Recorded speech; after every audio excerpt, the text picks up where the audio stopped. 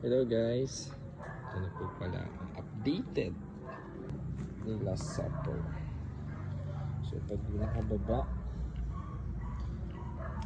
madami siyang pasok.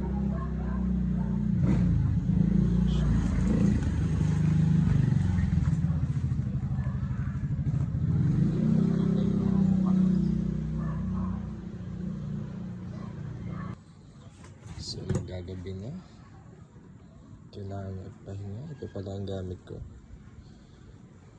para handy lang siya, hindi siya sobrang bigat. Tapos ito din minsan gamit ko pag mga maliliit na space, pinapokpok natin yan gamit ito. So ito pala ang mga pako. Ito ay nabili kong 3 kilo. Pero sa lahat ng nakadikit na dito ng mga pako, siguro mga nagamit na dito ay 8 kilos na pako na. Ilang piraso kaya itong pako na to. So ito na lang, hindi natatapos. Ang konti na lang.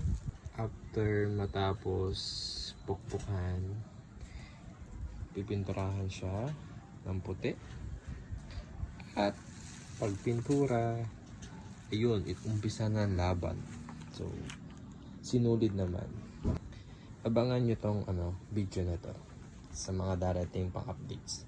So, pwede nyo akong follow sa aming page, PZ String Arts, or sa aking personal Facebook, Jess Araspe. See you guys!